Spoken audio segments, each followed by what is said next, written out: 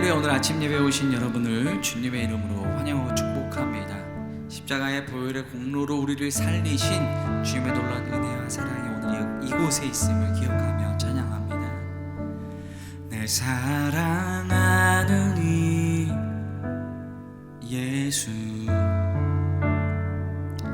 날 바라보는 이 예수, 날 지켜주는 이 예수, 날 용서하는 이 예수. 다시 한번 날 사랑하는 이 예수, 날 바라보는 이 예수, 날 지켜주는 이 예수, 날 용서하는 이 예수. 날 위해 죽으신 그 사랑 놀라워, 영원할 수 없는 그 사랑. 날 위해 죽으신 그 사랑 놀라워, 날 사랑하는 이 예수, 날 사랑하는 이 예수, 날 바라보는 이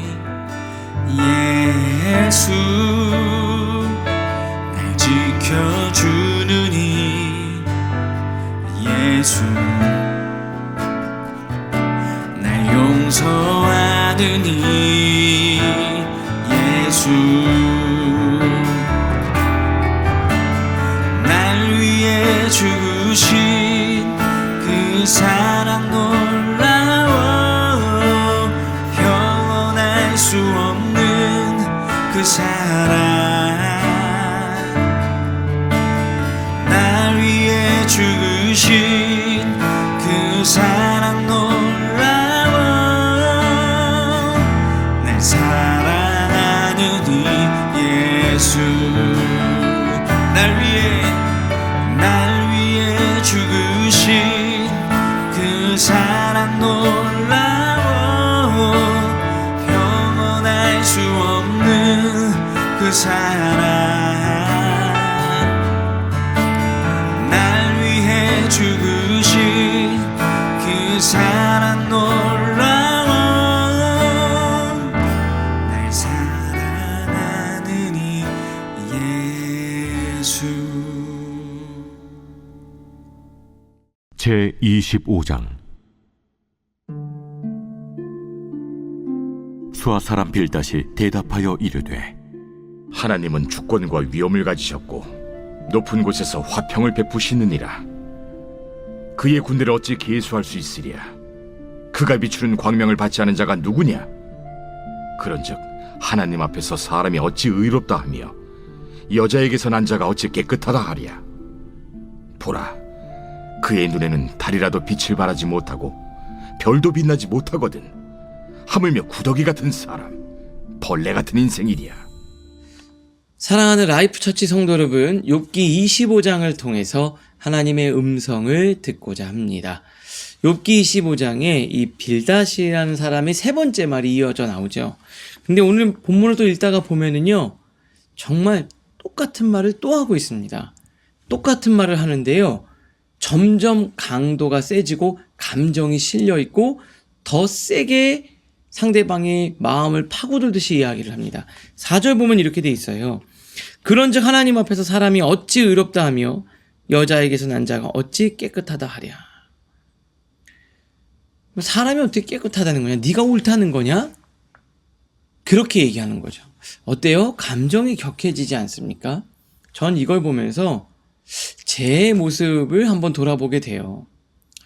제가 누구에게 논쟁이 붙고 부부 사이에 제 아내와 이야기할 때 말하다가 보면 어느 순간 이게 뭐라고 내가 지금 말하는 게 맞다고 정말 그 꼬투리 하나 잡고 그 말꼬리 하나 잡아서 막 그것을 내가 맞아, 내가 맞았고 네가 틀렸어, 네가 틀렸다라는 걸 입증하려고 막 말하는 그 제 모습을 보면서 때로는 말하면서도 참 이게 뭐지? 이런 생각이 들고, 대화가 끝나고 나면 어때요? 부끄럽고, 야, 정말 내가 뭐 하고 있나 이런 생각이 들잖아요. 그런데 그 상황에 빠져 있을 때는 못 느끼는 거죠. 그거 하나 꺾지 못해서. 예수 그리스도는 우리를 살리기 위해서 십자가에 못 박히셨는데 우리는 그 자존심 하나, 그거 하나 못 꺾어서 상처를 주고 상처를 입으면서 우리가 살고 있잖아요. 그냥 오늘 본문을 보니까 그게 느껴지는 겁니다. 지금 빌닷은요, 그 상황을 고려해 보지 못하는 거예요. 지금 자기 세계에 점점점 깊이 빠져들고 자기 확신에 점점점 차버린 거예요. 그런데 우리 오늘 이렇게 기도할까요? 하나님, 내가 옳은 것을 입증하려는 것, 그 논리에 빠져서 허우적대지 않고 예수님의 눈으로, 사랑의 눈으로 바라보게 하여 주시옵소서. 때로는 그 한 사람을 살리기 위해 내 자존심을 꺾을 수 있는 내가 되게 하여 주시옵소서. 그렇게 기도할 때 하나님께서 저와 여러분에게 그런 크리스찬으로서, 하나님의 자녀로서 그 품격 있는 우리 믿음을, 그리고 우리 성도들에게 그런 신앙을 허락해 주실 줄 믿습니다. 상황을 전혀 고려하지 못하고 있는 모습을 보죠. 자, 두 번째, 그러면서 6절에 이렇게 되어 있습니다. 하물며 구더기 같은 사람, 벌레 같은 인생이랴. 5절에 보면 이렇게 되어 있거든요. 그의 눈에는 달이라도 빛을 발하지 못하고 별도 빛나지 못하거늘. 달과 별마저도 하나님 앞에서는 아무것도 아닌데 구더기 같은 사람, 벌레 같은 인생이 어떻게 오를 수 있겠냐. 참, 이 말은 맞죠. 그런데 끝까지 욥이 왜 저렇게 말할 수밖에 없는지 그 이면을 보는 눈이 없는 거예요. 지금 욥은 이거 하나 무너지면 자기 죽을 것 같은데 한 줄 잡고 대롱대롱 매달려 있는 그 욥의 그 줄마저 끊어버리려고 하는 그런 모습 빌닷에게서 우리는 찾게 됩니다. 여러분, 우리 인간은 어떻습니까? 그래요. 정말 구더기 같은 벌레 같은 인생. 우리는 그래요. 어쩔 때는 정말 이 마음이 얼마나 좁냐면요, 이 바늘 하나도 들어가지 않을 것만큼 좁아지는 우리의 연약함을 발견하게 됩니다. 그 상대방의 마음 하나 헤아리지 못하고 친구의 그 고통을 헤아리지 못하는 이 좁은 우리의 마음, 얼마나 좁으면 바늘도 안 들어갈 것만큼 속이 좁아지는 순간이 있잖아요.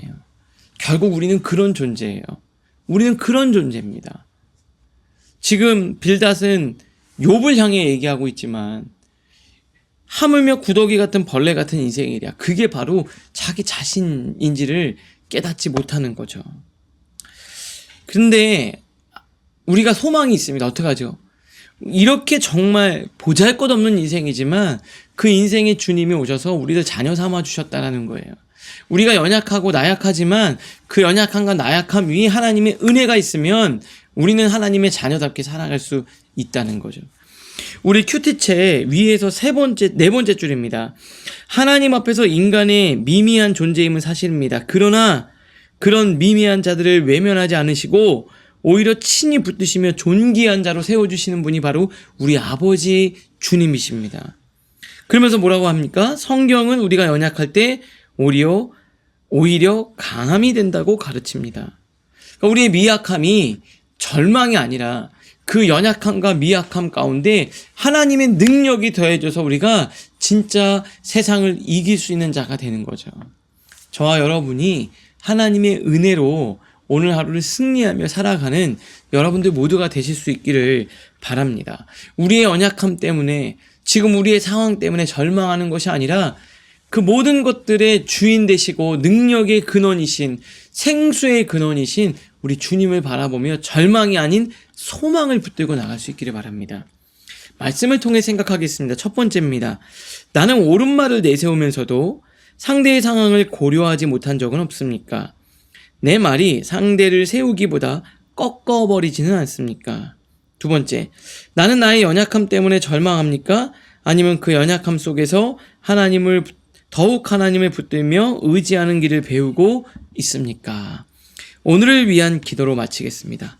주님, 내 말이 상처를 남기는 흉기가 아니라 진리를 전하는 도구가 되게 하옵소서. 나의 미미함과 연약함을 숨기지 말고 하나님께 더욱 의탁하게 하옵소서. 붙드시는 주님을 신뢰하며 겸손히 살게 하옵소서. 예수님의 이름으로 기도합니다. 아멘.